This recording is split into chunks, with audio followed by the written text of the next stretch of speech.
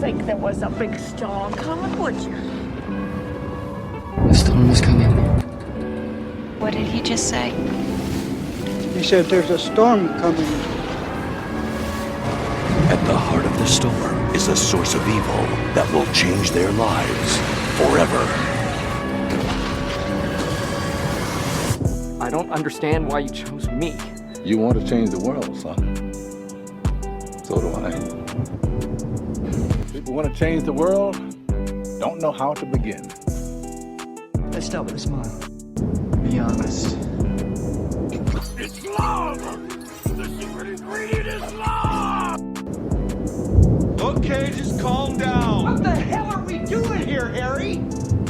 All you have to do is give me answers. Just give me the right answer. Tell the truth! You can't handle the truth. I can't promise I'll try, but I'll try to try. We can figure this out, right? We can figure this out, right? What is going on, everybody? Welcome to another edition to Worship in the Storm with your hosts, myself, Immanuel Kingman, and Andy Rouse. What is going on, Andy? What's up, man? How you doing? Having a ton of technical issues. That's how I'm doing. How are you doing? I'm doing great. Just hanging out, watching you have technical issues. Yeah, it was one thing after another. It wouldn't, it was no sound, no video, not allowed to do it for whatever reason. Happens to me every time I get some new program or something. I go balls to the walls and I end up screwing something up. That's how you learn. It is. And I made that video with the last hour and a half before the show started. And I think it's pretty good. For the intro. Thank you. So it does have a few little edits in there that'll have to happen. But for, no time to do it, I was just like, boom, boom, boom, boom. Hell yeah. I think it was great for that time. All right. So what has been going on? So we haven't been on. Right after Thanksgiving, we missed. Yep. So, that was my fault. No, you have to have time with your family. So how was everything going with your holidays? Yeah, that was pretty good. Actually was able to, for the most part, avoid bringing any crazy shit up at the dinner table or anything like that. So that was good. I saved it for later in the night. But, I think I actually made my father pause about something finally. I think I kind of left him a little speechless because I think there's like a pothead conspiracy theorist deep down inside of him. It's just been dormant for quite a while. Yeah, so that's pretty awesome. How was yours? Mine was pretty good. I didn't go with my family because my family's up in Pennsylvania. I was down here in Georgia, so we were with Mimi's family. She's not even here tonight. But we were with her family, and man, we had so much food. I mean, it was crazy. We had like 3 different huge things of potatoes, 2 turkeys, just so much stuff. Like 8 different pies and whatever. I used to go to my buddy's house after my family's Thanksgiving back in the day, and their family would do a prime rib, a ham, and 2 turkeys. And they had a huge family, so there was lots of people and everything, but it was just, so amazing. Yeah. And they would always make this very traditional thing called Glog. Some listeners may be familiar. It's some Italian families do it. It's also a Scandinavian thing in different parts, different names to it, but it's this like holiday spirit that you make. And it's probably not done the way it was done a long time ago. You know what I mean? It was probably modernized, but I bet if you look into the history of it, there's probably some pretty esoteric, interesting things about it. It just rings that way. Glog. I feel like that just automatically sounds like something peculiar and maybe mysterious. Yeah, that sounds Glog. When you hear that, it sounds like, what did you just say to me? Right. It's like an insult almost. Yeah. But it also sounds like drinking. Yeah, it does. So there goes back to that kind of like what do you call that, onomatopoeia and like Okay. Instinctual types of living language and Yeah. stuff like that. It's very interesting. So Yeah. who So knows? I'll look into it and I'll report back. all right, yeah, I definitely want to hear about Glog. But you mentioned about your dad. I think I made some progress with my mother in different aspects, Yeah, and tell me about let's it's talk about it. yeah, it's been a ongoing battle. I mean, obviously, you have faced your own stuff with your family and all. So I sent her the thing about the CIA having 10 different people uh, just being let go. And I said, look, and we just got in a big fight the other day. And I don't want to go into all the details, but it was like one of those things. We haven't talked in a while. And I don't want to say that we always fight, but she tends to bring up the medical industry, and she knows that I'm not fond of the medical industry. Mhm. So she brought something up, and I was not in agreement with it, and I held back. And then she told me that my little brother didn't get one, him and his wife, and I was like, yes, I let it out, and then she was not happy with that. So then it kind of dovetailed from there, but Mhm. I was able to send this to her. I was like, look, they don't care about you, and I sent that to her, and she was like, oh, that's horrible. And then it was a few days later, the NIH dropped that the research that they did with 5G and that thing being connected. Mhm. Uh, and I that's the last thing I said to her when we argued, 4 days earlier or whatever, No was like, shit. that's what's doing, and it doesn't matter what you put in your body. You have to clear out your body from and stop putting in what they want you to put in. Mhm. So I sent And that to her, and she was speechless. oh man. And it's been good conversation since. We've talked about 3 times in the last week, and I can feel she's more accepting of me now. She's understanding the world a little bit more. I felt that exact same way that night, that Thanksgiving night when I talked to my dad, because it How'd didn't that get go? heated. So I'll give you a little bit of background about my father and I. At least in this realm, we've always butted heads. And the thing is like on his end, my dad's a very successful businessman. He always has been. He's a member of the American dream. He always has been. You know what I mean? And it's done well for him. So he's never really had a lot to question. He's been one of those people. So we've always butted heads in that situation. And where I have always been the fuck up with financial problems and floating here and there and moving across the country and, living free spirit wise, a little differently than he has. So like, I haven't really done a lot of things that warrant his professional respect.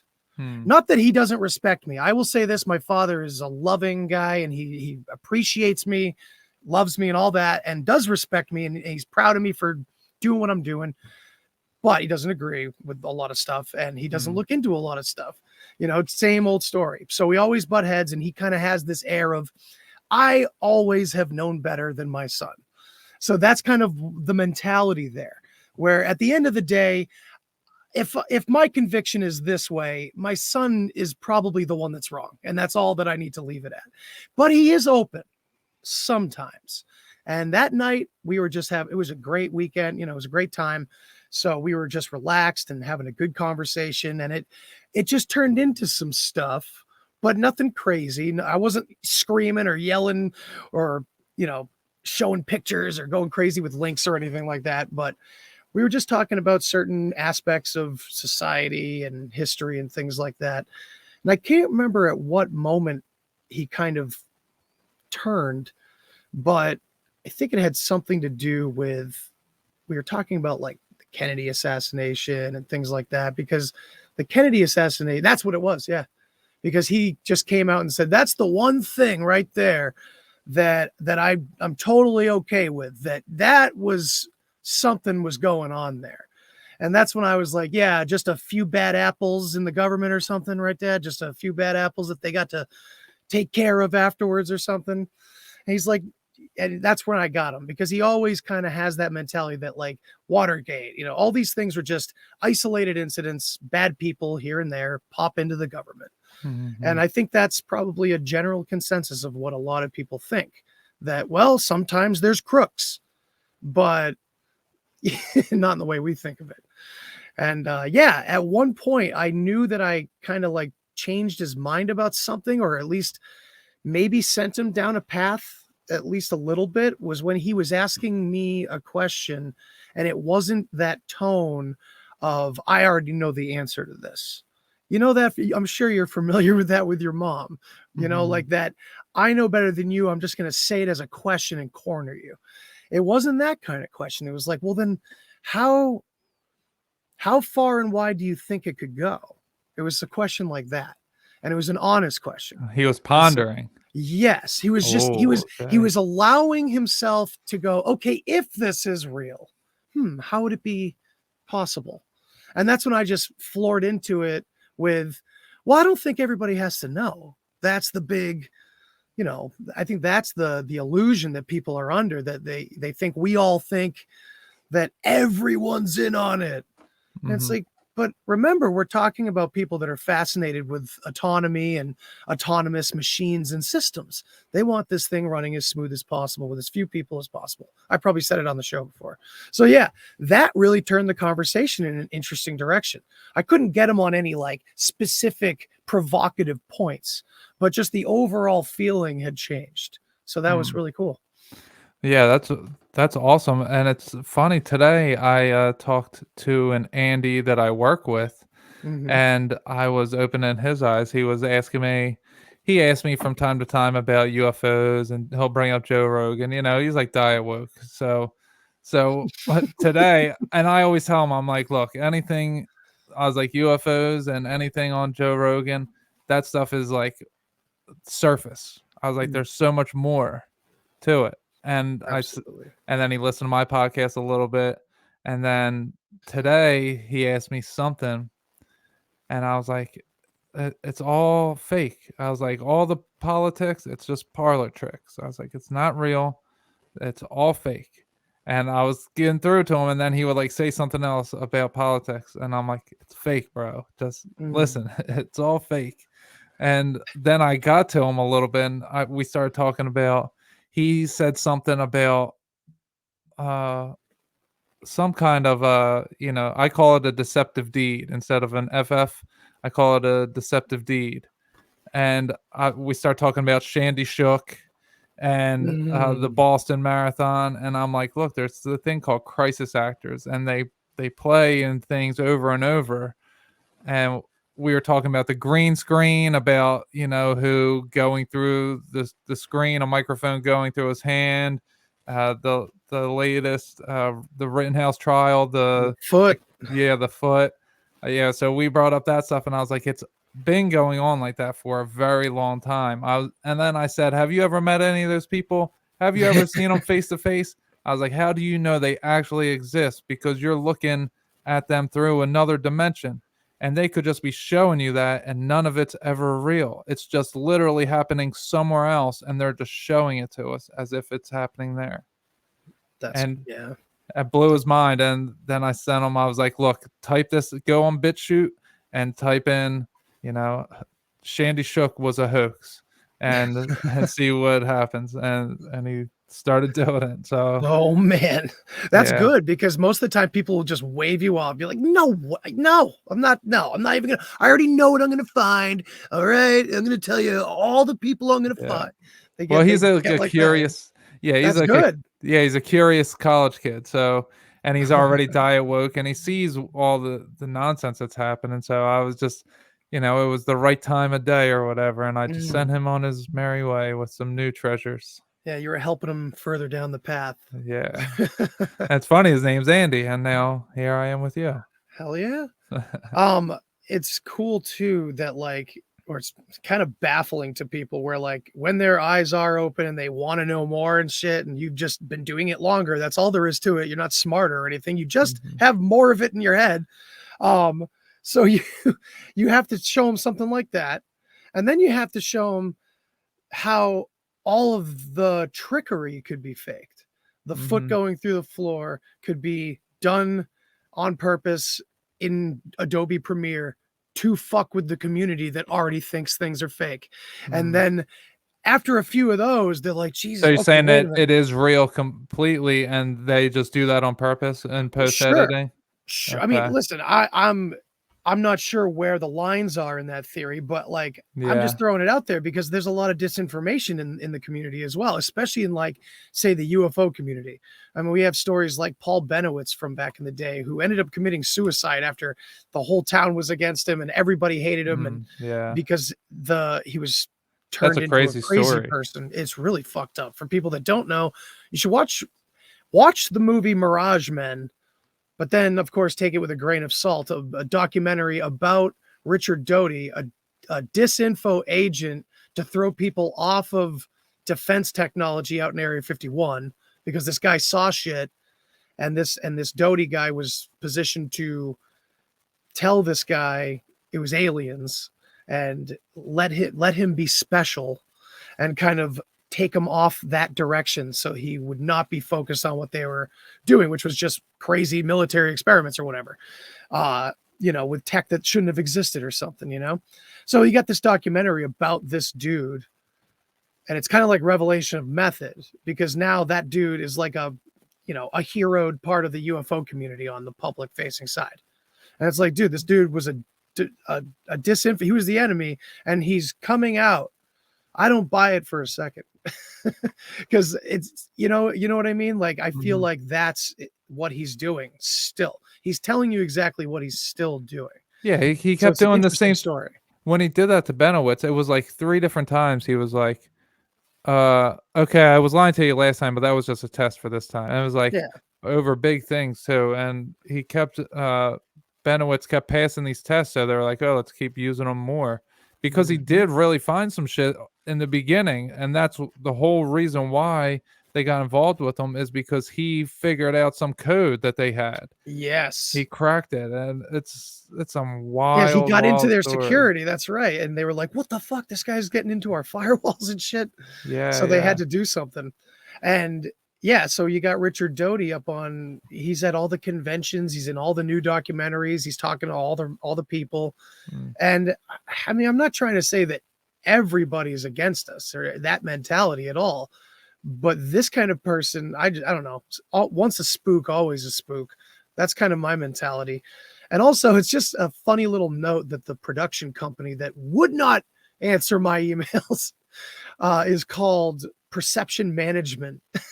And it's just like they love doing that. They love throwing those little nods in there. Yeah. Sometimes I was just gonna say, sometimes I wonder if the they is just the matrix that we live in, the living machine, not that we live in, that has invaded our universe, our natural universe. I think it's both, right? It's like it is that, but sometimes you find yourself, you're still a human, and you explain things in human terms. So it's like, unfortunately, right now we kind of still have to explain things in a duality frame. You know what I mean? Yeah, well, yeah, because there is beings, I don't know if they're humans, but there is things, imposters, if you will, that are pretending to be human, at least, that are working for this false matrix that is ushering it in, and they're at least pretending to be human. If I'm sure there is many humans that are involved, but I don't know. Actually, I don't know. They appear to be human, but then again, when you look back 10 years ago, Biden looks very different. A few months ago, before Kamala was elected, she looked very different. Dr. Fauci looked very different a few years ago. I mean, very, very different. These people are looking. Are they imposters that are coming in? Like we talked about that show Inside Job before, and it's corny, but is there some company that is not a company, but some group of people that is putting on the show for everybody, that they are actors maybe, and they're wearing these skin suits? Or is it some kind of they live situation where they're the ones wearing these suits, the lizard people, the reptilians, if you will. Is that happening? So there is an element in my experiences and somewhere in my subconscious where, like, when I first saw They Live after tripping and being in that life years later, I saw They Live in a very different way, of course, because I saw it as like a teen, when I just smoking pot and stuff like that. And it was just, it still had like the same stigma, I guess, or the same meaning message got across that, yeah, they're hiding shit from us. But man, when I saw it post psychedelics, there is something that is like right outside of our peripheral, or even it's like there's something going on all the time right here and now, and we're slightly aware of it or we're subconsciously aware of it. It's very eerie. And I remember getting that sense in a lot of psychedelic experiences where here's my life, but I can kind of step out of that and there's stuff. Yeah. There's like other things happening. So it's like, I think They Live is a great representation of this veil, whatever the ego is, whatever this construct that kind of protects us from what everything else is. Aldous Huxley even talked about it. He called it the reducing valve of the brain. And then now in like modern psychology and like psychedelic studies, they're kind of using that terminology or close to it and talking about like, normal mode reality versus this other aspect. And it's like when you access those other areas, it's like you kind of see beyond that veil, right?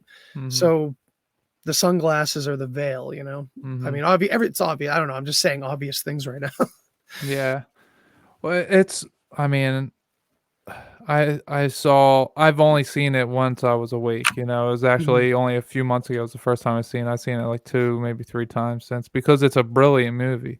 Yes. And I often wonder if that's going to happen, that the power, the grid, whatever, something's going to go out, and then all of a sudden we're going to be able to see these reptiles for what they are. And, at the end, when the woman wakes up on top of the guy and he's a reptilian, or not wakes up, but they're having sex. Is that going to happen? Probably. I think for me it feels too literal. You know what I mean? Yeah. But I think on many, many levels, something like that's going to happen, where they're running out of, I don't know. It seems like the veil is thinning over and over again. I mean, every day in the news, it's getting easier to show my dad things, easier to verify certain things. And it's getting crazy, some of the stuff that they do. I mean, when the NIH put that out about the 5G and the thing, when that happened, because it was so close to when I just said that to my mom, I was like, how am I this blessed that God would provide this for me? What dimension did I go to? What did I do to earn that? Like, that is huge. What a gem. Yeah. How did that happen? Yeah, I felt the same way. And I actually didn't show my parents because I kind of feel like they would go, what is this 5G? Whatever. I don't know. But that's me being a pessimist. But also I don't want to bombard them. Every time I see something, it's like, this better be rock solid. And I better have like a 15-minute conversation first. So it's not just me showing them this crap over and over again. I'm sure there's many out there that do that to people they care about that aren't necessarily into this stuff. And I don't, on the other side of that, it looks like another one. You know what I mean? Yeah. My mom, when her and I were talking, she was into the idea of a frequency being in our universe, and we're electrical beings, and when frequencies get in here, it changes us. She was actually thinking about all those things. So then when this happened, it was like, boom, like, wow, like maybe he does know what he's talking about. He told me this before the NIH just did the study. So yeah, that is a helpful thing. Yeah, it makes me feel like we're connecting and she's starting to understand at least. That's really good, man. Yeah, Yeah. it's a process, and it's like once you accept that things are not as they seem, like officially in your life, it's a very long road before you're kind of aware of how big and crazy it is, because it's layers and layers and layers, you Yeah. know, because first you fall for most of what controlled opposition tells you, and you rally with that for, you know, that was me in my late teens, or my whole life was falling for everything, you know. Yeah, was it Rage Rage? Against the I was Machine, just about to say that. Took the my words out of my favorite mouth. band as a that was so my mother's the one that's very easy to talk to, and she's open to things. And she was the one I had up in my room, and I was showing her Rage Against the Machine, and we were reading we were listening for the lyrics, because we didn't, the internet was crap then, it wasn't in my room. But you know, I was showing her that this wasn't a violent band, because my dad had just seen the parental advisory sticker, and that's all he needed, because that's where his faith is in this system, you know what I mean? Like, they know what's best. And so I had this whole plan to like give this presentation to my mother to help her understand that this is not evil and not bad, not a bad influence. It's standing up for good things. And she was all for it. And I was able to get the record. And now here I am saying, those motherfuckers. Yeah, listen to their lyrics and see what they're doing. Rage in favor of the machine. Oh, absolutely. Rage on behalf of the machine, big time. Yeah.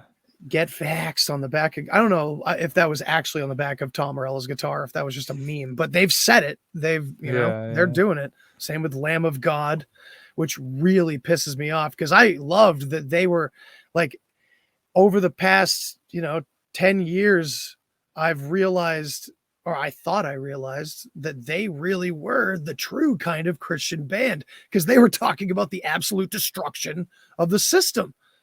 But now they're just part of it. Check out this comment. He said, "Fake rebels. I knew when I heard Morello went to Harvard. I didn't even know any of them went to Harvard." I knew, yeah, and like, I don't know. Shit, man. I mean, I knew kids that went to Harvard from my school. So, I mean, are they all part of the Illuminati now? Maybe. No. I don't know. But if you're a celebrity and went to Harvard, then yes. For sure. Well, this in this case, perfectly, absolutely. Yeah. And the thing is, with Tom Morello back then, when I heard that, I was young, and all I thought was, "Oh man, these guys went to school for this shit." Yeah. You know. Same with Maynard and Tool and all of them. You know. They all are very classically trained and educated in music theory and all that stuff. So I was like, yeah, professional musicians, you know? Yeah. Well, still love Tool though.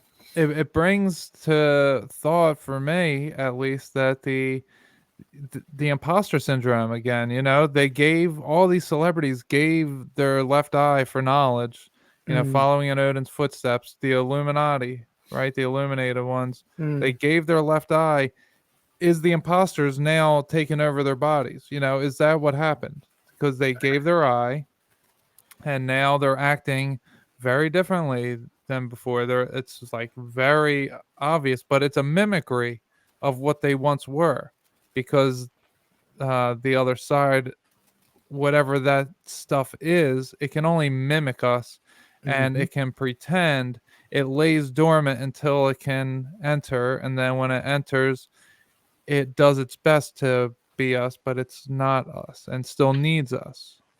I don't know how true it is, because I haven't been able to locate a real source or what the guy's name supposedly might be, but there's been a video floating around for years of this guy who claims to have worked for the largest record company in the world, which was called Zodiac Records.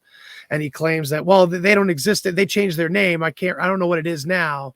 So it kind of seems a little flimsy, but he's talking about David Crosby and all these people, and saying how, you know, they verified for me that, oh yeah, they still bring the master record to the chamber, and they put demons into it and stuff like that. And I'm like, all right, this is really front facing, in your face, like exactly kind of what us crazy conspiracy theorists want to hear.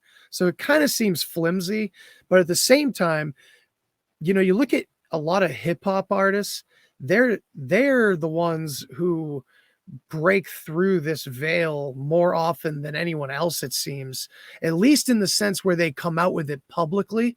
Whereas you have so much footage of Tupac and Prince and everyone from the 90s and gangster rap, all these guys, not all of them, of course, but a lot of them break through and start talking about how don't do what we're doing. Like, this is like, we thought this was going to be great. And a lot of young rap artists are saying it. They're like, that one of the Island Boys just came out. I saw that too. Yeah, they're like, well, what is this? I mean, this is, but it's a little front facing. Like I said, are they telling us what we want to hear? That are they just keeping us afraid and saying, yeah, we are evil? You know, that would be the greatest trick, right? I don't know. Yeah, I mean, I think they just do it because nobody's going to say anything, because they never do. That's the other side of the coin. I mean, it literally could go one way or the other. They could just do whatever, and people just keep on buying their music. It doesn't matter. It won't get reported on, won't get followed up on, you know, just a little bit. And when people start to wake up, then they'll see it. But, you know, it doesn't really matter to anybody. I mean, I saw that they had EDM was blasting Travis Scott music after Astroworld, and nobody was dancing to it. So maybe, you know, maybe people will change their minds on what they listen to, but, you know, I doubt it. When I'm talking about this imposter syndrome, you know, it brings to mind all of the things that we do. So it's not just, you know, giving ourselves over to the musical frequency, but also the medical stuff, the radiation poisoning that we put ourselves through to cure cancer. What we're actually doing is making more room for them, because they're radiation and they come inside of us, and they're literally tricking us into doing it. Killing us. Talk about traditional cancer treating methods like radiation and chemo and stuff like that. Yeah, well, yeah, just the radiation, absolutely destructive. Yeah, the radiation, it's well, extremely and the destructive too. Yeah, but it's just to kill you. It's like you're gonna die, and you're gonna die painfully, slowly. I mean, right, but the radiation part, results, but yeah, they have. And the radiation part is, so this was the point of contention with my mother and I, because she did choose chemo and radiation. She had cancer and she survived from it all, but it depleted her. And we were talking, and she said, it saved my life. And I said, well, you don't know that. You didn't try anything else. It did extend your life, but there could have been other ways that you could have extended your life. You know, that wasn't the only thing. And like the radiation, what I'm really starting to understand is that's what they need. They need a high radiated airwave in order to exist here. For whatever reason, they need much more radiation, and over time they've been putting more and more frequencies in our atmosphere in order to do that. We have microwaves. Remember cell phones, when cell phones first came out, how much they said, oh, you're going to get brain cancer having that radiation, you know, right up to your head like that. Like, and we all now said, look at us. Shut up. Yeah, now look at us all. We carry around an interdimensional device in our pocket that we can't take our eyes off of when we get 1 second of boredom. You know, it's crazy. It has the apple with the bite out of it. I mean, that is what the Bible's telling us. Don't take the bite of the apple. Don't eat the technology. Just leave it. Leave that shit. Maybe. I don't know. I mean, I would like to think that it's all about the personas and the influences and intentions behind everything. Like that every bit of God's creation can be used for good if the right people are behind it. I mean, I don't know how far I can trust that theory yet. That's just how I'm feeling right now, and how I've been feeling as I sit behind all this technology, having this conversation. I mean, we have to look at both sides of it, right? And we have to look at the benefits that we're gaining out of matter, you know, physical matter that we are existing in. You know what I mean? There's got to be some silver lining here, because if we're here, if we're more powerful than we think we are or whatever, if it's all here within us to do more and to be God's extensions, then I think that it's not through technology, but I think technology like this is an intermediary. And I think maybe there's some people in the know, high up in the right places, that understand that it should be an intermediary because they're also interested in the spiritual side of things, but perhaps they're making a lot of profit as well. I'm not saying that there aren't also the nefarious types that we're talking about. Of course there are, but maybe on the cusp, people that are intelligent and are driven towards technology in a positive way to help, maybe being under the illusion of trying to help people. I mean, I don't know. That's my preliminary thoughts on it right now. I'm thinking there's got to be a way that we can at least use it for now in a good way. Yeah, now it's here and we can use it. I mean, to We what have to move degree? past it, though. We have to move Right. past it. This is a shitty life raft when we're trying to get back Yeah. to the, we're trying to get somewhere, and this is just helping us through. I think the internet itself is a part of that. Like, Yeah. we are able to connect to leave this primitive means of connection behind eventually. Hmm. You know what I mean? Yeah. It's the way that I can see it, what's happening with it is the mother matrix is entering our world more and more, which is giving us stronger and stronger internet because the internet is her. The mother matrix system is her, is the internet. So we have to, so they can't turn it off. That's not an option. They'll cease to exist if they turned it off. So a lot of people ask, why don't they just turn off the internet if it's such a problem? Well, they can't because that's what they are. That's where they come from. So it's not an internet, it's just her, who whatever she is, the mother matrix of all these radiation beings. And what I see for us is we can start to understand our own abilities by this mimicry that we use. And we can start to, God will start to pop us open, and we'll be able to, oh, I know what connecting with Andy 900 miles away is like. I've done that. So now I can imagine it in my mind so that when we do evolve from it, that we can understand it in a much easier way. You're muted. That helps. You just blew my mind, man. That's perfect. That fits exactly with what I'm saying, man. It's like I said, it's an intermediary, right? Once we have that experience, and remember, we can't what is it? We can't like make new, or we can't interpret new experiences if we've never had the experience before. Because our mind is just memory. We're just putting memories together to create images. So once we do that, yeah, we'll be able to astral travel and shit a hell of a lot easier. That's perfect. To get from step A to Z, there's a whole bunch in between that you got to take. So Yeah, man. I mean, we're moving through this experience going back home, right? I really like that analogy.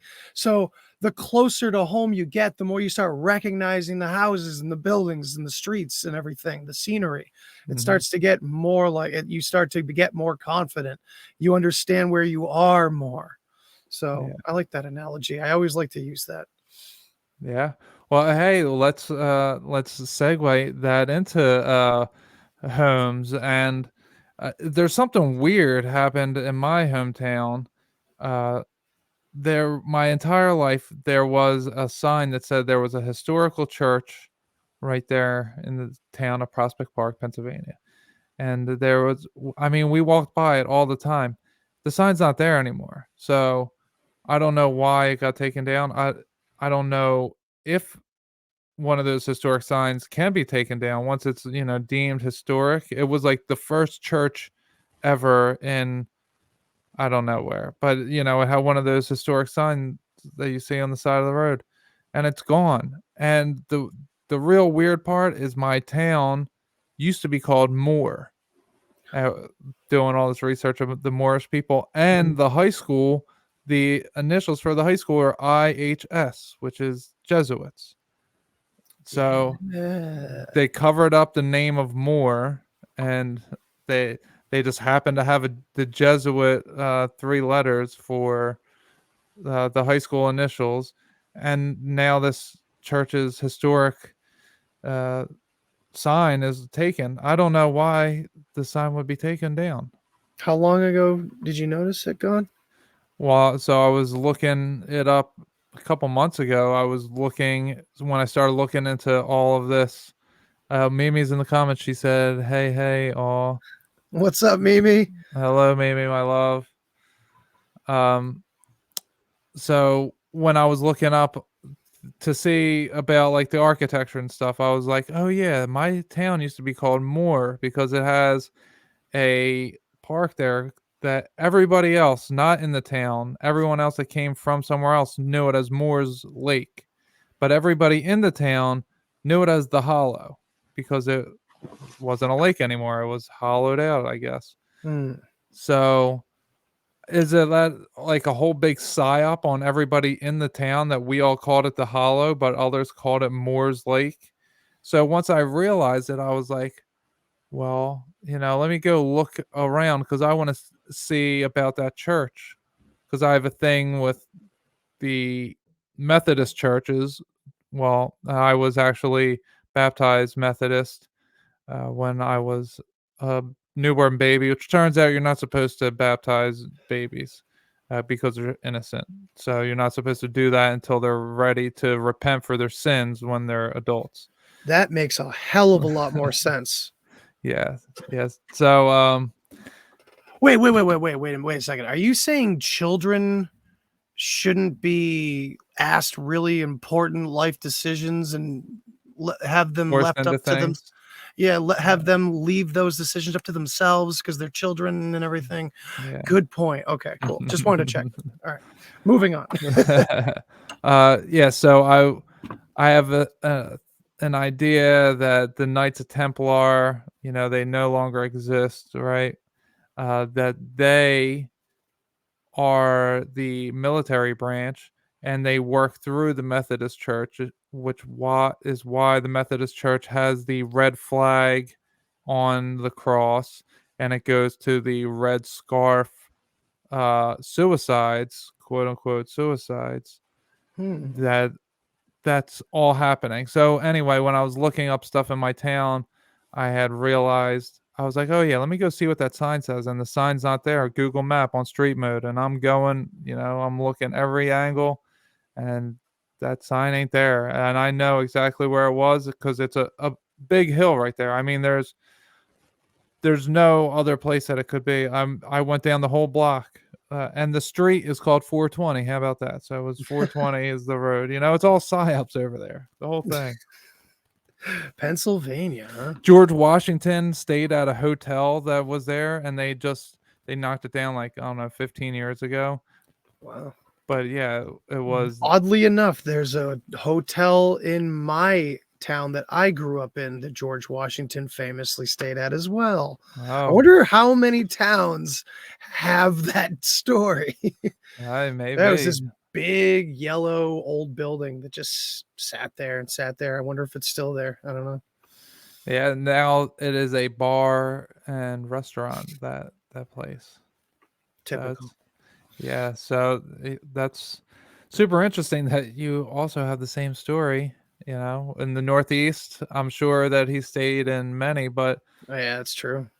Yeah, all over there. Have you ever checked out your hometown about different stuff around it? Like, no, I really haven't.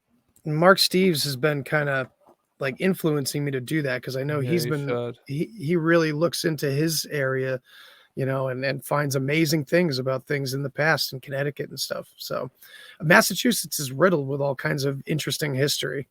So, and plus it was the first state in the Union, and whether that's true or not or whatever, like there's a lot of Delaware history was the here. first state. Maybe it is. I don't know. I see. That's the thing. I've heard Massachusetts is. That's really weird. Delaware has it on their license plate. It says the first state. I don't know. Maybe Massachusetts. Maybe is it's not the union. Something. Yeah, maybe it's something else from way back then. But or maybe it was one of the first settlements or something. I don't know. But it's old as fuck. There's tons of shit here. Like we have cemeteries with graves from the 1500s and 1600s. Oh, have you checked out? Apparently, there's really not too many places you can find anything from a certain time period in the graveyards, like 1780 to 1850. Apparently, there's like no markings for that time frame. Interesting. I'll have to take a look at that. Mud flood range. Yeah. I'll have to look into that, man, because there's a bunch of graveyards in my area. Yeah, check them out. I get creeped out by that type of stuff. I can't, I'm too spiritually sensitive. I can't be going around graveyards. I'll be seeing ghosts and all types. I told of shit. you that story where I got like chased out of a cemetery by like a swarm of black flies, right? No, I don't think so. Did I not tell you that? No, you did not. So we have this like. It's been around forever, and there's 1500s, 1600s. Those are where the years that the graves are in this really old place in Worcester, Massachusetts, called Spider Gates. The friggin' name of the place is Spider Gates because the gates have a giant spider on them. They open. It's very dramatic. But there's so many rumors about like there's 7 gates in there because it's like 7 gates of hell and like all kinds of crazy, silly folklore in there. But I would go in there with my friends and stuff like that just to like smoke weed, hang out, not do anything disrespectful ever, just enjoy it. And we used to drink and smoke in the cemetery as well. Yeah, man. All the kids do it. I think I think that spirit's drawing us in there. Maybe to inhabit our bodies, to live through us. Wow.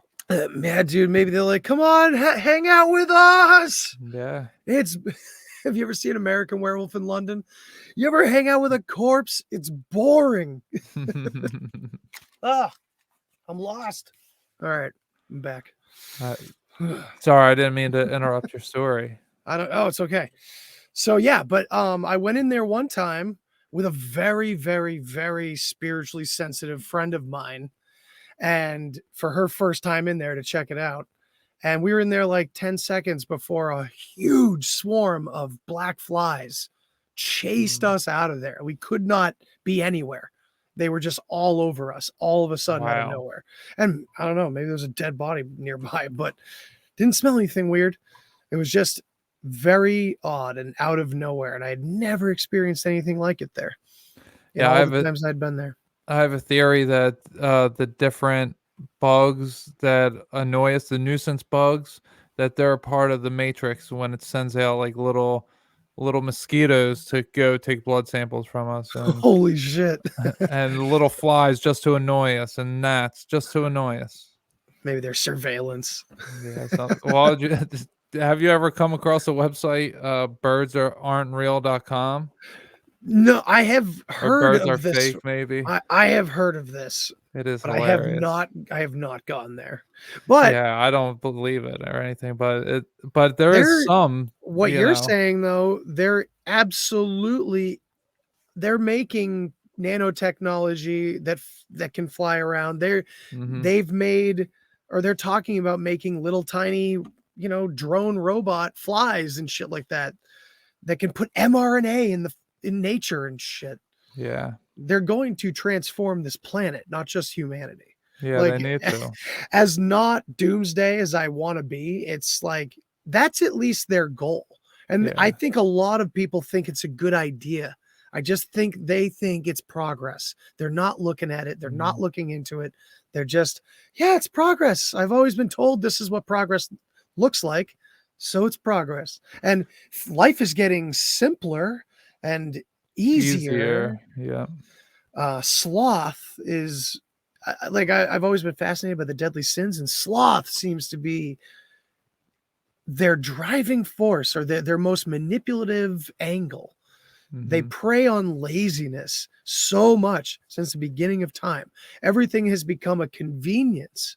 Now, I don't know. How do you look at that in a negative? It's weird because, I mean, convenience is great, but it leaves no thought and no work and It leaves no. you soft Right. and prime for the picking. Absolutely. Across the board, all the way through our entire civilization, unfortunately. And like, what is the opposite of that? We have to all go live in the woods and cut down our own trees and build our own houses. I don't know. Maybe we don't have to go back to that if what we're saying right now is true, that this level of technology that we have should be an intermediary to undo quickly what we've done wrong and to do quickly what we plan to do next. You know what I mean? I don't Yeah. know. I'm spitballing. Well, I think that there's going to be a solar flare in this decade, like 27, 2028, something like that, that's going to knock out the power. But I think we're going to be walked, like we were saying earlier. God is going to take the steps in order to get there. You know, it's not just going to be all of a sudden we're relying on it so much, but we're going to get to a place where, you know, we're going to go through chaos. There's still going to be chaos that happens in this world, worse than it is now. I mean, it's only going to get worse for the next 3 years, maybe 2 years, because we're in the back half of this fake 7-year tribulation that they started. We're in the back half, but we still have 2 to 3 years at least of what they have planned. So it's Yeah, going to we can get read worse. the whole plan goes on for a few more years at least. So, Yeah. I mean, Agenda 2030 is another problem to deal with. Right. So we got to cut the head off the snake or something. Yeah, well, I think God's doing that. And what the Pope said the other day, that just disgusted me so much. Dude, I was with you on that. I told my wife immediately, I'm like, look at this. Look at this. That's like the one thing I want to fight against most. The Pope is literally telling people that having a personal relationship with Jesus is dangerous. Yeah, dangerous to them. It's literally, it's no longer. Mimi's in the house. I'm gonna tear down the house. Mimi is here to tear down the house. What up, homie? No, she can't hear you just yet. Are you gonna get in the screen? No, I'll stay over here. No, get in the screen. Come on. You got a new throne. I got her a new throne the other day. New chair. Yeah. Oh, I gotta move way over. Yeah, come Okay. on, get over here. Sorry, busting in. Yeah. What up? What up? Good to see ya. Yeah, so we're just Can you kicking it. see We me? weren't talking about anything too important, right? I We're heard you just talking talking about all over the being place. baptized Yeah. Methodist. I heard that, and Yeah, I was yeah. I thought that was baptized- strange because I was born, in the Catholic Church, and they baptize you like 10 seconds after you're born. I was like 9 months old. No, but Pastor Doug wouldn't baptize Brianna because she wasn't old enough. So, and he's Methodist, so I thought it was strange that you were. And I don't know And he how old I wasn't. was. Maybe I was like 9 months yeah. or something. They changed it Anyway. for some reason. I'm Because I sure was probably like because 2, 1. I think I was like 6 months. Your phone, turn off your phone.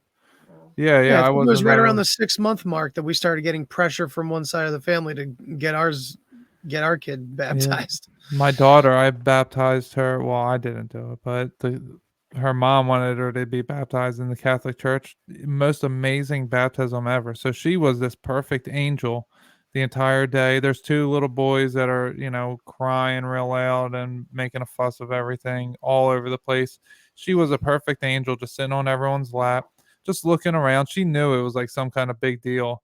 And so my oldest brother is her godfather, and her mom's cousin is her godmother. So they're up there holding her, and the priest is doing his thing, and he does the cross on her head, right, with the holy water, and she falls asleep. She falls limp. Her arms and legs just go limp, and then her arm just rises up, and she just points to the sky like this, like hand straight all the way up. That's Pointing- awesome. Pointing at the sky for like 30 seconds.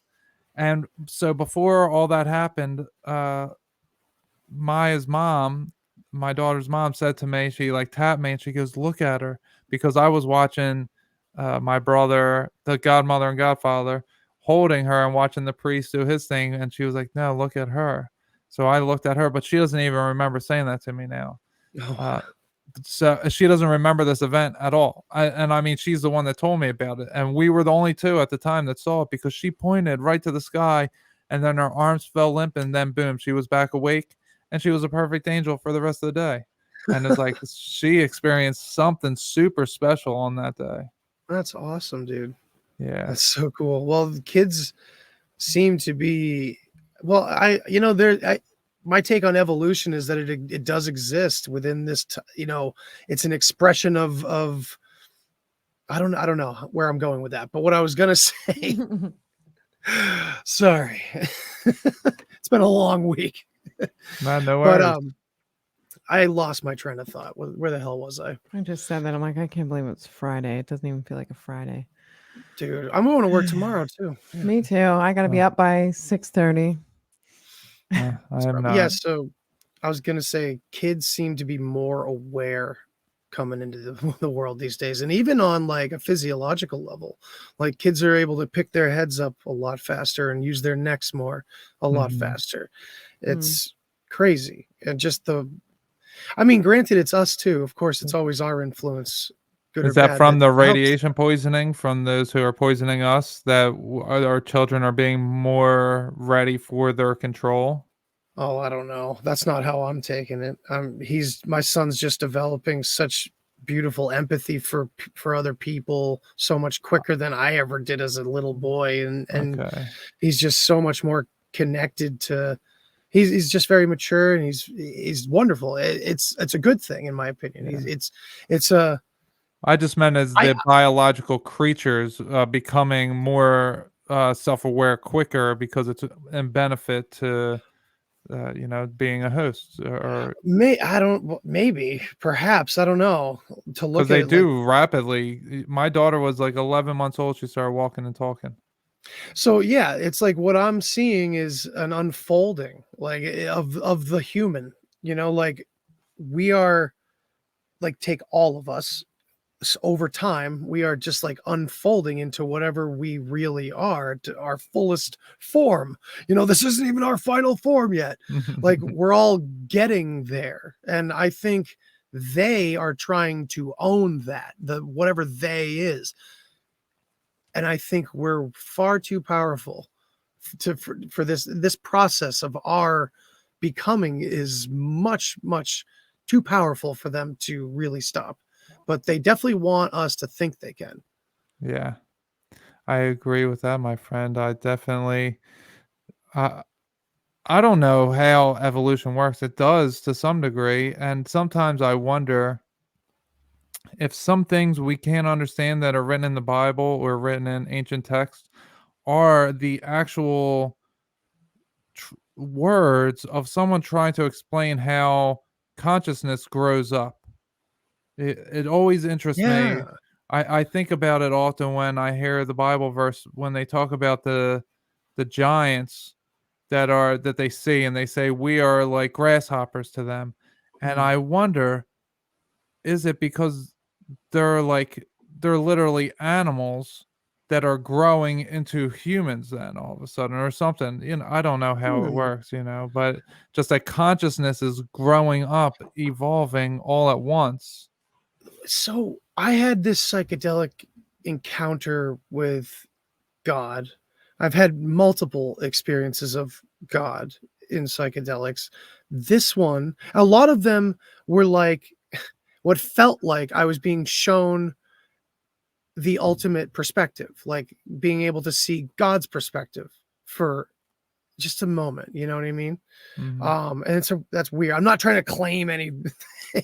So I have God's word now. None of that. Just the idea that he didn't know how he was doing it either. He didn't know how he created everything. Alan Watts used to say, you shine the sun the same way you work your thyroid gland and you don't even know you're doing it. And I always liked that terminology. And it seems like what he's talking about is He's talking to God. He's talking to God in each and every one of us, saying that that extension of God is able to do that, and it's like God is growing up through evolution, it seems. I don't know. And maybe God has an ego and God has a higher self. And maybe that's what we're going through right now. Maybe we are God's children, and all those great metaphors about what we are to God, it all fits, it all works. And when we say like God is everything and everywhere and all that, those terms, it feels right, because it's like we're all his thoughts or something, it feels like we're a part of him, literally, or I don't know, but it does stop. What's going on? I'm getting the chills, but I like as you're talking, I'm still chilling. She's gripping me. My truth meter is on. Good. All right, that felt good. Felt like I was speaking the truth. Yeah, I that felt was real it too. good. There was a lot of things that I had been picking up on in the last few days that you were talking about in there. Nice. Yeah, so it's super interesting. And like I was saying with the consciousness, like we are God to our pets. Our pets, if they want to live in the garden and they get fed and they get taken care of, they have to be within these walls and they have to adhere to our rules. But they are always welcome to hop the fence, climb under it, leave however. And once they leave the garden, then they have to fend for themselves, and then they have to trust something much higher than we are. But they live amongst the gods to them. So when we look in our past and it says the people were living amongst the gods, it's like, well, yeah, because they were animals and they grew up. The people, the gods, evolved into angels, so to speak, and the animals evolved into humans. Right. It's all just a process of like the lotus flower, all that Eastern mysticism, like the right Eastern mysticism. Have you seen those posts where like there's the daisy of death versus the real flower of life? I never It's heard interesting. of the daisy of death. I'll send, or you can look it up, or I'll send you some stuff on it. It's pretty interesting. It's like, guess what? All this crazy ancient wisdom is beautiful, and it is real, but there's also this sidetrack that actually kind of represents enclosure and stuff like that, rather than this freeing toroidal beautiful energy. You know what I mean? But anyway, Eastern mysticism, the lotus flower, the flower of life, it's representative of this unfolding of becoming, and it's just representative everywhere. Yeah, the Fibonacci sequence. Yeah, and I know that some people can say that that's an Illuminati thing, but I think good people or bad people are going to use the best thing that they've discovered. And I think by representing nature in what we build, it's better built and more useful, if that makes sense. And I'm kind of piecing this now together with a lot of tidbits in my head and a lot of what I gained from talking directly to Russ and Kyle last night from the Snake Bros, because those guys really put that together for me in the right wording, I guess. I love the everything is fractal idea. I've talked about it to you a lot. Yeah. And it fits that. It's like, okay, so if nature has this mathematics written into it, if this physical existence has this math written in, then wouldn't it make sense that we follow those methods and use them in our lives? And sure enough, when people do, especially with good intention, but also with evil intention too, there's power in this because it flows through those fractal synchronicities, I guess you could say. Does that make sense? Yeah, so it seems like it, once I learn about it later on, I don't know I'm doing it until I find out later that I'm doing magic for Jesus, essentially. Like the things that I've done for myself, transmuting all these energies and use withholding from sex in order to gain power within and do all of these different things. I'm doing these types of ritual things that people do, that they pay a lot of money to do and join and do a lot of messed up things and whatever. I'm just kind of doing it and then finding out later, like, oh, they do this, but for bad, Yeah. and I'm like, huh, well, I can see why people would think like, uh, that someone would think like a magic practitioner, they would be scared off right away because yeah, that shit all is bad. And I don't know, it's not that I'm actively seeking out these things. It's kind of just like it's what happens. I just think about my what happened before in a situation, and then I'm like, okay, I don't want to do that. I do want to do this, however. So then I slide that one in, and boom, transmuted, and it's magic. It's alchemy. It's Yeah. and that's like And so think about the much of it. Trinity, man. The Trinity is alchemy.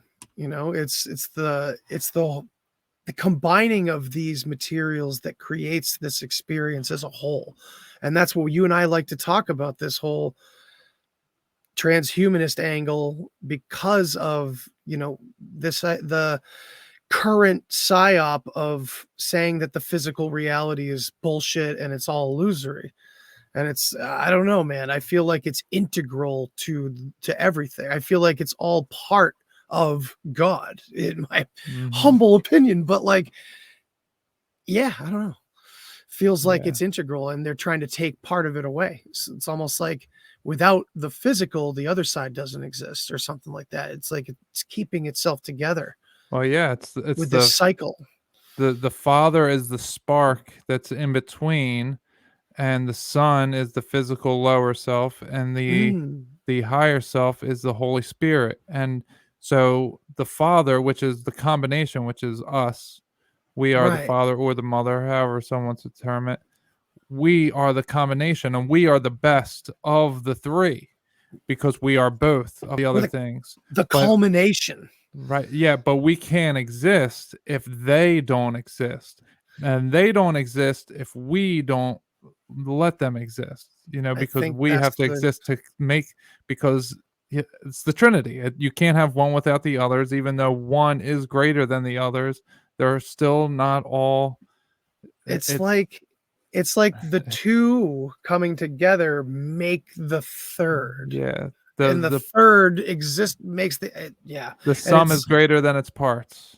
Right. It's beautiful. Yeah. And here's a little nugget I'll give you, that I opened the Bible for the first time yesterday. I read a few pages of the Gospel of John. And what came to me, it was so brilliant. So brilliant. And I had been working on an idea already that led me to understand this in a deeper way. That, all right, Jesus Christ. So I'm sure you heard of the millennial kingdom possibility happening. I don't know enough about it, though. Okay. So, yeah. Okay, so just a brief little thing is there is a time period in the what we know as the 1200s to the 1500s, at least, maybe even the 800s, that there was kings all over the planet, whatever this planet is, realm, whatever. There were kings all over in many different countries that all had a similar look. It's a similar look to what I have now with the long hair, the beard. And they're recorded all as Jesus Christ. Okay. So these kings are all named something. They have their own names. But my idea had been that the Bible is talking about all of these kings, but they're not mentioning the kings. They're just calling the kings who these kings call their king, which is Jesus Christ. They all say, Jesus Christ is my king. He's the King of Kings. Right. Yeah. So, holy shit. Yes. So, I mean, it's always talked about that Christ was a title a lot of times. You know what I Right. mean? So that would fit. So the only begotten Son isn't a physical person, but it's the one true living God. It's the Holy Spirit is the one true living God, the only Son that there is, because we are all that same being. We are all that one Son. So what ends up happening is people are doing the work of Jesus Christ and no longer want to be recognized as themselves. they want everyone to see Jesus Christ coming Mm. through them. So Interesting.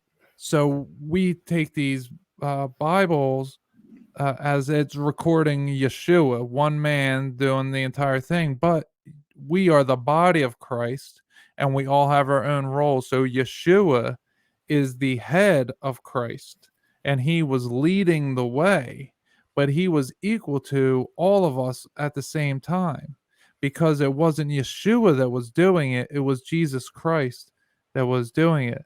So when John is talking about Jesus, he's talking about himself becoming Jesus Christ, having the revelation that he himself is Jesus Christ. And he says that the one that comes after me, because he was still his lower self, and then the one who came after him was Jesus Christ in his own body. And he kept saying, you can't come to me unless it is by the Father, saying that you can't get on my level if you don't do, if God doesn't anoint you. You know, this isn't going to happen for you unless God does it for you. But so we're interpreting this as if this John character is following Jesus around and watching Jesus, when in fact it's himself. It's the gospel of John having the revelation that he is Jesus Christ, recognized in a full form. And I haven't touched the other ones yet, but I'm thinking that maybe Matthew, Mark, and Luke are doing the same thing, that they were these kings who recorded in history are called King whatever in France, King whatever in Spain, King whatever in Russia, but they're all recognized in the Bible as Jesus Christ. Dude, I like this. This is They interesting. were apostles, though. Well, they were apostles, like, Hmm. so if I can see it for myself, I would be writing these words that John's writing for myself, that the Jesus Christ is coming through me. And it's, he says in there, I have to make more room for him. I want to be less than so that he can be greater, which means John is in the lower self is A little going more down. like Jesus. Yes. A little Dude, less yes. like me. Yes, and it's no longer the lower self and the higher self, but you're the Father then. You are the Yes. spark. Dude, okay, so check this out. It goes right also along with the everything is fractal thing, because this goes right along with Christ consciousness. Because seeing it that way, as Christ consciousness as this higher state of being, right? It goes right along with all of that angle too, the spiritual side of it, where you become enlightened and you reach Christ consciousness. It's the Buddha consciousness, whatever. It's the same thing. It's the same representative thing. Oh, you're And helping me see something. yeah, check this out. Check this out. Yeah, go. Because so I've read Genesis a lot, and I've interpreted it in a lot of different ways. I've heard a lot of different interpretations. One of the interpretations is that after they eat so first of all, let's do this real quick. In the original text, before a lot of the translations, which many were mistranslations, of course, we know that. The story goes that they ate of the tree, ate of the fruit of the tree of knowledge of good and evil, and then they found things to clothe themselves because they realized that they were naked. Then Yahweh arrives and says, "Where are you?" So an omnipotent being is trying to figure out where someone is. And then they hide in the bushes. And Adam comes out and says, "I was hiding because I was afraid, because I was naked." But he wasn't naked when he hid. He had already put clothes on. So why did he hide? I don't know. Do you have an answer? Because he messed up. Because he ate of the tree Yeah. and gained the knowledge, and he understood that he was going to get in trouble. Who was good and who was evil. And he hid and lied to the one who he was afraid of. Now, this doesn't take away from God. I have heard this interpretation as Yahweh is a mimicry in the Bible and not God. It's an interesting. I know I'm prickling some things. Yeah, Well, that's it's kind of going interesting. with what you're saying, that Yahweh was just a title. No. Well, so it well, also Yahweh ties- is a title. Yeah, It Lord. is. I am. Well, it means Lord. Okay, that fits also because Lord. So now what is also said about eating of the fruit, he has become like us. First of all, us as in Elohim, right?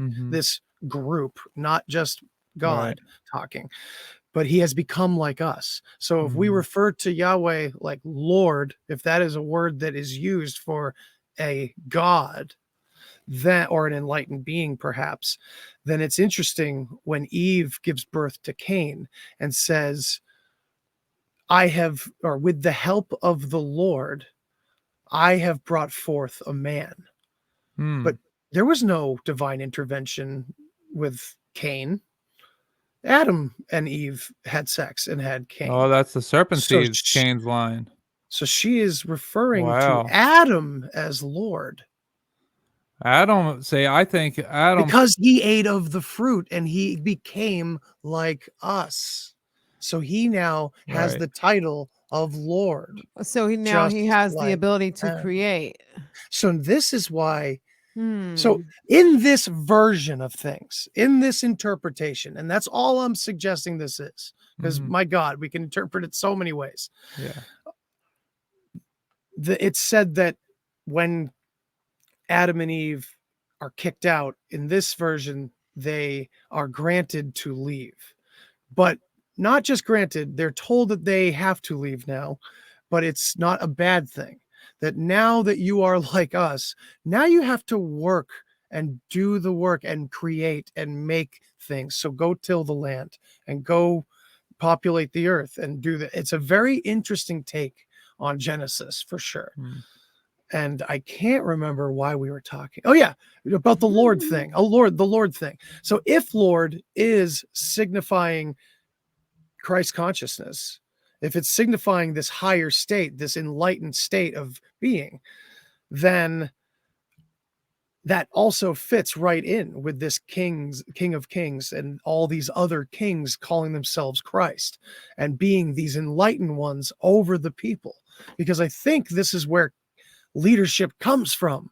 The enlightened one has to be the one to lead and make the right decisions because they see the fractal nature of things, so they can kind of guess what's going to happen and they have this foreknowledge. Yeah, and I think that we need some kind of goal. Humanity needs something to strive for. It's to go to become. It needs You to need a know. focal point. There's so many distractions. Right. They needs to know what to do. So I find that very interesting. Well, also, like, I mean, man, life, a lot of like very spiritual leaders have said that, life is suffering until, you have to go into your suffering, right? So in a way, God is, if this line of thinking is true, then it's like God is suggesting to go into your suffering and grow. And, I don't know. It's it's interesting. I like it. Yeah, we could spend a lot of time. Talking about different interpretations of Genesis. It's super interesting. So when you were saying right there, what I said, I was saying something is when I forget exactly what you were saying, but we were talking about becoming the Christ. So what ends up happening is we go from the lower self to then the higher self, and what they are trying to do is keep us all the way as high as we can. We think that we have to do more things to become more highly enlightened, but it's actually the grounding and the meeting in the middle that is actually Midgard. the most. Is that a thing in Bach Saga? Not Bach Saga, but Norse mythology is Midgard is Earth. Midgard. Okay, yeah, you have to Middle Earth, ground yourself with all that knowledge, and you become super powerful, and that's becoming Christ. And it's not Christ consciousness, not living up here in the Christ consciousness. It's living as Christ, Yes. or having Christ live within you as you're a human, but this higher knowledge being is living inside of you now. And that again fits with Adam and Eve going out to live and do this stuff, and while all the while God is there, always there. The spear and the sword, the flaming whatever, it's right there to guide you back home whenever you want.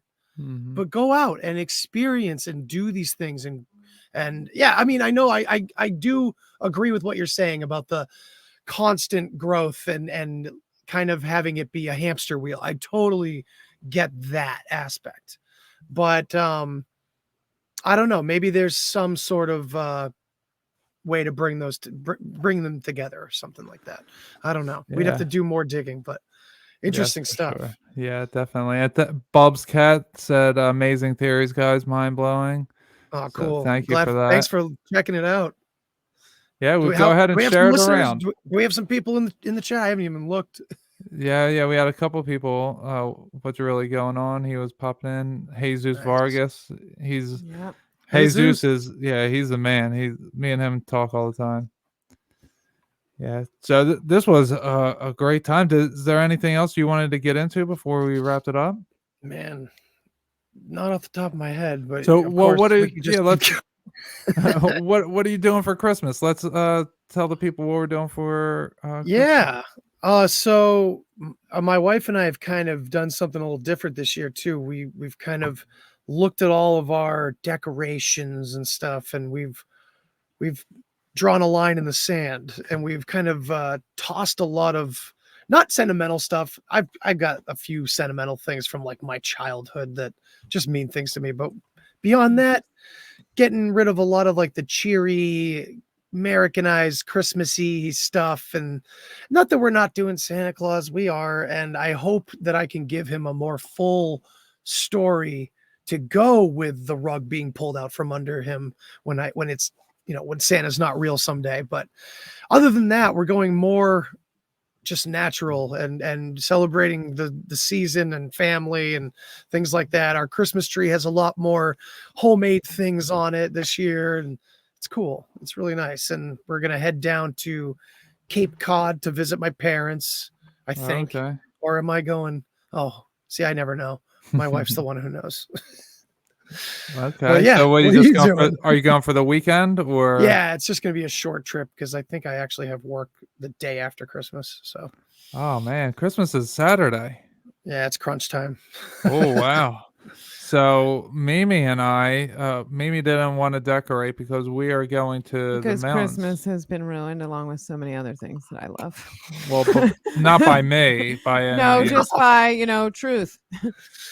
Yeah, I hear you. Yeah, it takes away a lot of things even the things that bring you joy. So I was trying to bring it back for her because it meant a lot to her before she woke up, and it broke her heart. It's my favorite time of year, just my favorite. Everybody's in such high energy and high spirits, and then I started thinking like, well, where does that energy go? Yeah, it is good energy, but where's it going? And yeah, even when I was a little younger, I thought Santa Claus not being real was like really kind of fucked up. But then now but then you're like, oh, look at all this shit I got. Well, the way yeah, exactly. The way I look at it now, it's just like, holy shit, it's literally an energy transfer. It's just like total loose suck. Yeah, they tie Jesus to Santa so that when you find out Santa's not real, you're like, oh, Jesus isn't real either. That's another part of it too. It's you throw in Santa Claus, they've dressed him up to look like Zeus now. He's a Zeus character, and well, that takes it in a different direction. But where I'm there's going, many different things. Yeah, but yeah. Yeah. So I decorated the house, and we don't have a tree. We might have a tree in the mountains, so we're going to the mountains. Nice. For a whole week. I can't wait. Oh my god. We'll have just trees outside. Just in your state? Yeah. So it's just the two of us are going to, so we're going to be having a good old time. Dude. Yeah. So you're in Pennsylvania, right? No, we're in Georgia. Oh, okay, that's your hometown, right? Yeah. So you have the Appalachian Mountains and We're going to everything. be near the Blue Ridge Mountains. That's beautiful, man. I've always Very wanted to do beautiful. the Appalachian Trail, and I've just done the northern area because I'm right near Maine, so I Okay. go up there and do Mount Katahdin. I've done it twice now, and you get up there and you see people finish the Appalachian Trail right there at that peak, and Oh yeah. it's like, you just did a crazy mountain, and part of that mountain is the most terrifying knife edge thing. It's Oh, wow. insane. It's a huge mountain, and you're up there and you're exhausted, and then you see these people that just finally get done with their 3,000-mile hike, and it's just epic to watch them cry, hug rocks, and do all sorts of things. Yeah. Sorry to sidetrack that. No, that's super I think cool. your I've vacation sounds awesome. I've never been to the mountains before, Yeah, I'm and I've never excited. had a vacation over Christmas either. So Do we have to maybe plan something for the future, like a road trip to meet halfway somewhere, maybe That'd in be your home awesome. state? Because my wife and I proposed Oh, to we my don't wife. want to go there. You don't we're want to go to both from Pennsylvania? there. Nope. Oh, fair enough. Well, I proposed to her But in Cherry we Springs. will It be was there. beautiful. So Will yeah, we? well, at least I I will will be for taking my daughter up there in the summer. So maybe in the summertime we'll meet up. We should definitely make it happen. Oh, I'll maybe take you on a hike. we'll have Maybe to we'll talk just off go air. all the way up. We'll come all the Gladly. way because I've never been to any of the New England Vermont states, and or- I Oh, would. we would love And to I take used you to around. like dream of going to like Vermont and in the fall and all that fancy stuff. Yeah. It's what it's cracked up to be because it's gorgeous up here. It's just happening a lot later now. It's really fucking weird. The leaves Yeah. are dying and the snow has already like fallen most of the time. It's really weird. Oh wow. Like everything's being pushed in weird directions. Yeah, It's the very weather's strange. changing. Yeah, I always thought the seasons were getting kind of pushed Yeah, forward. month. Like a Yeah, month. they are. Yeah, Yeah, like a month. Like they're definitely. off by a Well, month. it's still like 70, Yes. 80 degrees here. Mm-hmm. That's weird. I I mean, but it's Yeah. getting nice. it's getting cold. It's getting cold here, but it's not cold as it's not as cold as it would be. It's usually like 0 right now. It's like 35, 40 degrees. So it's weird. I don't know if it's gonna snow or not in the mountains. I doubt it, but they do have this fake little snow mountain. Can't wait to go sledding on. Nice. Hell Yep. yeah. Yeah, Oh man, I cool. wish That's all I wish want to you do. guys all the best. I don't miss like shoveling snow, but I do miss sledding and tubing and all that fun stuff. Climbing up the hill 100 times. I miss that. Oh yeah. I get to have snowball fights now with my Yeah. son and build snowmen and shit. It's great. We Yeah. build armies of snowmen and then we destroy them. It's very good. Do they build igloos still, like little snow forts? Oh yeah, we build forts all the time. It's Nice. great. Got built some star forts. That's New improved forts. I tried to build a pyramid last time. Trying to see if we can get some good vibes. Oh yeah. Oh, I'm sure you could get something if you hollow them out like an igloo. Yeah. Maybe you'll get stuck under there for 50 million years or something. Never know. No, let's What hope not. what I do is like the snowmen become robots to my son and we annihilate them because I'm trying to raise him as John Connor right now. Teach him how to Very throw cool. snowballs like Elf, like just winging them. Yeah, well, so this I has been can't. real, man. Yeah, I can't wait for that vacation, and I'm gonna be off from the podcast. I'm gonna have like almost no technology. Yeah, it's gonna be a time to recharge, and Hell it brings yeah. it really brings wait. it full circle from when we were talking earlier about the radiation stuff. Is Mhm. it's gonna be so refreshing to just be in nature. And anyone listening, I really suggest you guys look into zeolite, which is going to help you detox your metals, and look into detoxing parasites as well. I just started this thing called Visi Sharp, and that's why I have this big old pimple on my face right here. It's like everything is being brought to the surface, and it's having a profound effect. I've used Paracel before, not too long ago, so I can feel the difference in my body once the whatever natural ingredients are in these are getting rid of things. It's Mhm. like it feels amazing. That's awesome, man. Yeah. Now, are you guys camping? Like, No. how? Okay, Yeah. all right. Glamping. We got a cabin. That's fair enough. Yeah. That's good. We have Yeah. a chalet. And I'll say Ooh. this Airbnb. So we had this Oh, set for a Lord. month. Okay. We had it set Nice. for a month. I paid for it and all. Here Airbnb. comes the review. It's early. Yeah, they booted me off of the site and refunded my money because of my my criminal history. Oh, what the fuck? But then So I had to come in, the owner made me reach out to the owner and was like, look, our lives are kind of public, we do this. I gave him all the information. I'm like, you can go to the podcast, you can go to my business page, so we like went whatever you around need to know. And, Hell and yeah. then we got it cheaper too. We got like $40 some cheaper. Nice. Well, I'm like, we're all over social media, so you might not want to say no so fast. Like, Might want to be careful. Yeah, you might want to be careful. Thank you. Yeah, so Nice. maybe Well, have to Please come in and and fix thank it. you. I hope it's awesome, man. That sounds me too. epic. I want a cabin like for my I normal can't wait life. to be So, unplugged, Yeah. even though we won't be like 100% unplugged, just so we can reach the kiddos and things. Yeah. But We'll I can't mostly wait. be unplugged. And we got that so Matthew Landman, he sent us Oh yeah. some Sparrow gear, Silverline bags. Man, it knocks my phone calls out when I have my headphones in, and my phone calls drop because it's blocking the EMF it's- radiation from It's coming lined through. with silver. Wow. Yeah, Oh, it's like shit. it's like $40 or something. It's well worth it.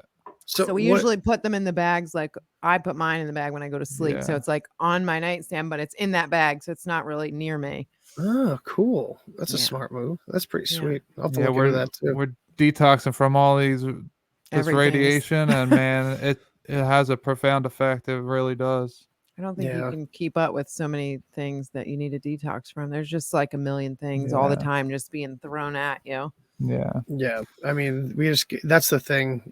Even Joe Rogan who knows what he's doing. He seems like a good guy, honestly. So he's always talking about physical health, and he's always saying like everybody's taking this for granted constantly. No one's talking about it. It's Mhm. like get your vessel in Yeah. in good condition. Yeah, that's the whole half of the allspark, like I was saying, the These spark. things can heal. Yeah. These things are good at healing Yeah. from all this damage that's thrown at us if we, are consuming the correct things. Right. All But right. anyway, Yeah, I think that's gonna do it. All right. Do you want to tell the people where they can find you? the Deep Share, Go to the Deep Share podcast, Roots of It's in the Creation, comments. and yeah, Or in I'm the on info, most whatever. RSS feed apps and websites and YouTube as well. So check me out there. I'm going to be having a new show next year, an exclusive show called The Witness to carry on the nice. miniseries I did. So I'm going to take that into premium land. If anybody wants to pay for it, we'll see how it goes. Just as an experiment, but you're going to get like some killer roundtables in there, all focused on consciousness specifically and these kinds of topics. So Very you guys cool. will have to come on, obviously. Yeah, count me Get in. involved. Yeah, I'll definitely be on. Very New cool. year, more me. Yeah. Hell yeah. Yeah, I can't wait. And we won't be back again in 2 weeks because I'll be on vacation. So it'll be another month until we do another Worship in the Storm. It'll be the new year. Wow. Holy shit. That's awesome, man. Yeah, Maybe we'll so- have to try to look at like the new year and see what's going on around then. And maybe we could do something. Who knows? Maybe a quick little thing wherever we are. We could live stream with each other. Yeah. I'm probably just gonna be home on a couch though. Well, Again, that seems to be a big energy day. I wonder where that goes. well, that's Janus's day. We're talking about the God of the Old Testament earlier. You said Yahweh. I think it may be Janus or Giannis. Giannis. I'm not even familiar. Oh, you'll have to get into that. Get into it. Yeah, look up for the next show. All right, folks. All right, everybody. Hope we'll everybody has stay- a great holiday. Yeah. Yes. Merry Christmas, Happy Holidays, and Happy New Year. Bye, everyone. See ya. Thanks for